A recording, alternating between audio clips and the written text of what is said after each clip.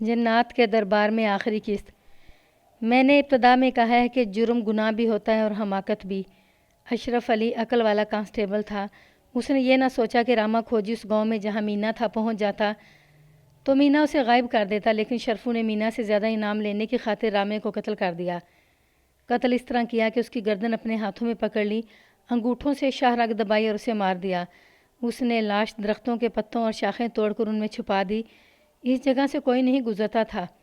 اوٹ بہت ہی شرفو کو یقین تھا کہ رات کو بھیڑیے، گیدڑ اور لگڑ بگڑ لاش کو کھا لیں گے، اس سے یہ پتہ ہی نہیں چلے گا کہ راما کس طرح قتل ہوا ہے۔ اشرف علی دور دور ٹہلتا رہا، کہیں بیٹھا رہا اور شام کو اس گاؤں میں پہنچ گیا جس کے نمبردار اور آدمیوں کے ساتھ وہ تھانے آیا تھا۔ اس نے یہ کہانی گھاڑ لی جو اس نے مجھے سنائی تھی کہ 4 آدمیوں نے رامے کھوجی کو ڈنڈوں سے مار ڈالا ہے۔ اس کی توقع کے عین مطابق میں جائے قتل پر گیا تو وہاں رامے کی ہڈیاں پڑی تھی، خون نہیں تھا۔ میں مان گیا کہ مقتول کو ڈنڈوں سے مارا گیا ہے، اس لیے کوئی زخم نہیں ہوا۔ اشرف علی نے بتایا کہ اس نے لاش کہیں اور چھپائی تھی، درندے وہاں سے گھیس کھینٹ کر کہیں اور لے گئے تھے۔ اشرف علی نے قتل جیسا بھیانک جرم پہلی بار کیا تھا، اس لیے اس کا ضمیر برداشت نہ کر سکا۔ وہ نوکری سے بھاگ جانے کی سوچ رہا تھا۔ جرم کرنے تک وہ جرم پر سوار تھا، خوش تھا کہ دنیا اور آخرت کا قانون اس کے ہاتھ میں ہے، مگر جرم کے بعد جرم اس پر سوار ہو گیا اور وہ پناہیں ڈھونڈنے لگا۔ عثمان نے اور میں نے جب اس کی 2-3 کمزوریاں پکڑیں تو اس کے چہرے کا رنگ بدل گیا اور اس کی زبان تھتھپانے لگی۔ گناہ کے بعد انسان کی یہی حالت ہوتی ہے۔ جب عثمان نے اسے گرا کر ڈنڈا اس کے منہ میں ڈالا تو 5 منٹ کے اندر اس نے اقبال جرم اگل دیا۔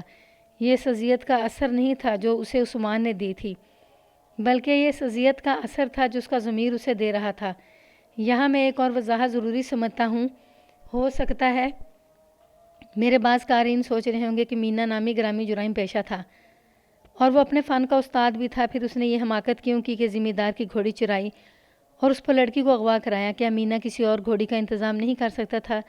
عرض یہ ہے کہ مینا 1 درجن گھوڑوں کا انتظام کر سکتا تھا اور اس کے اپنے گھوڑے بھی تھے، لیکن اس نے ذمہ دار کو چیلنج کیا تھا کہ وہ اسی کی گھوڑی پر لڑکی کو اپنے پاس لائے گا۔ یہ دور کے ڈاکوؤں وغیرہ کا دستور تھا کہ جو انہیں للکارے اس پر وہ للکار کر حملہ کیا کرتے تھے۔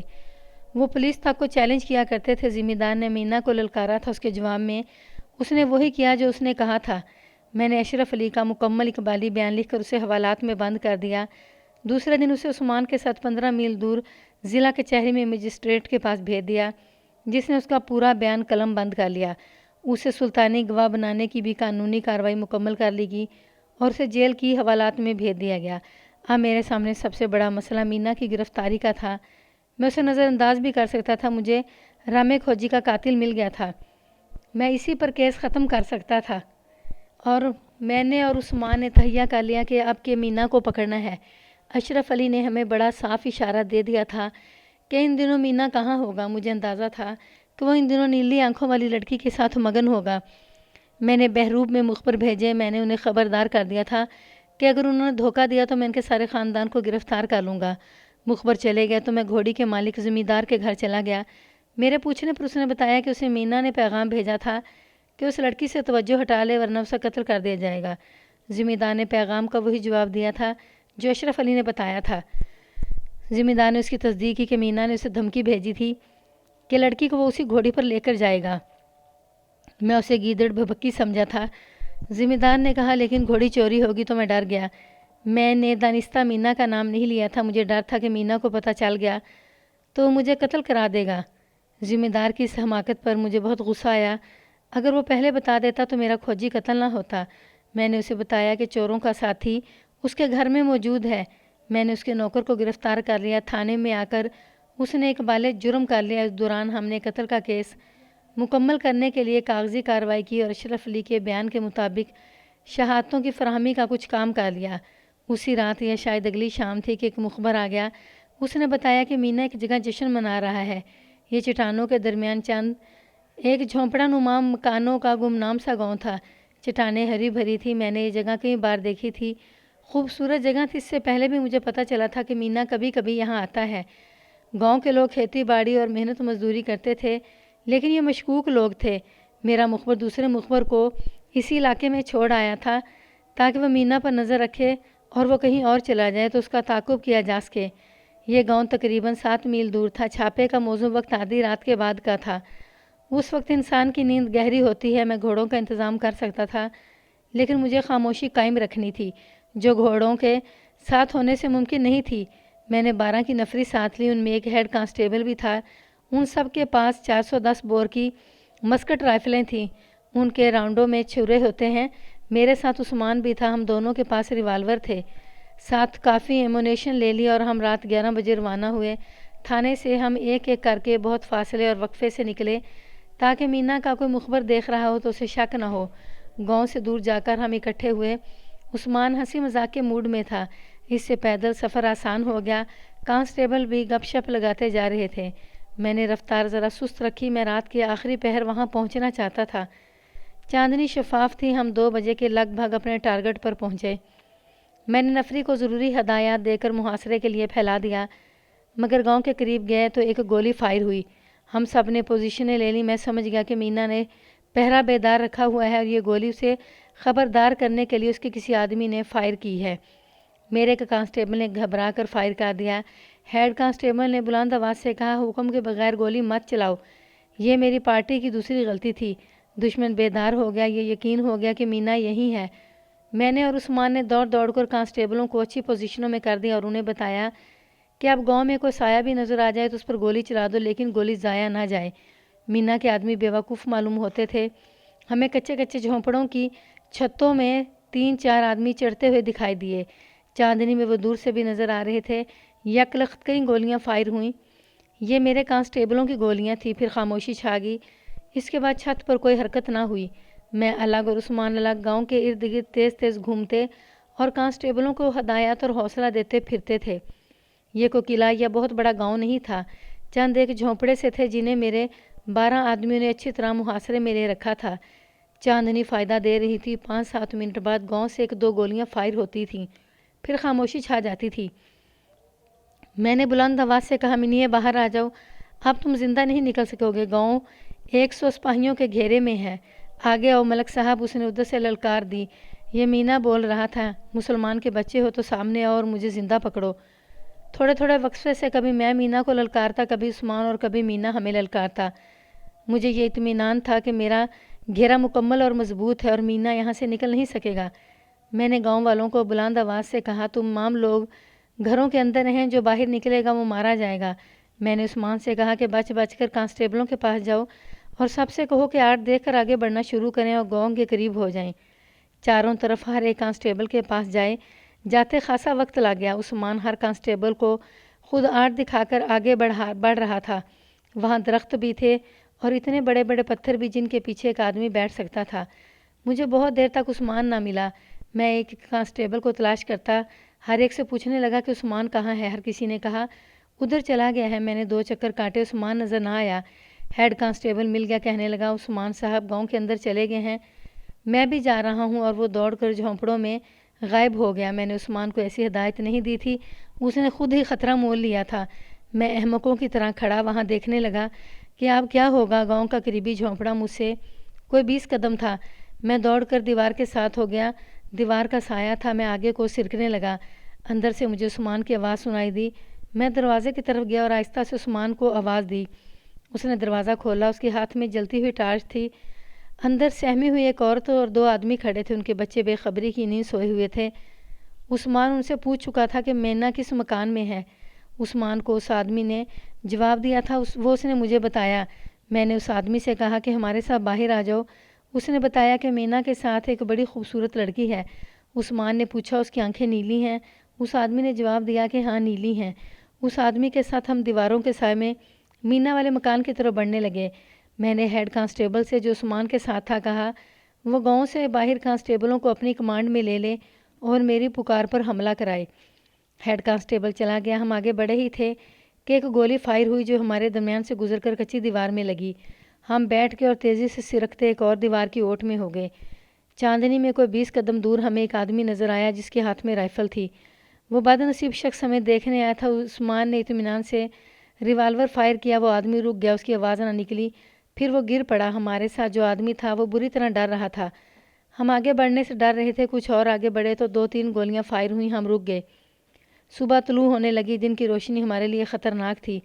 مجھے معلوم نہیں تھا کہ میرے 12 کانسٹیبلوں کے مقابلے میں گاؤں میں کتنے آدمی ہیں، وہ مکانوں کے مورچوں میں تھے اور ہم بالکل سامنے۔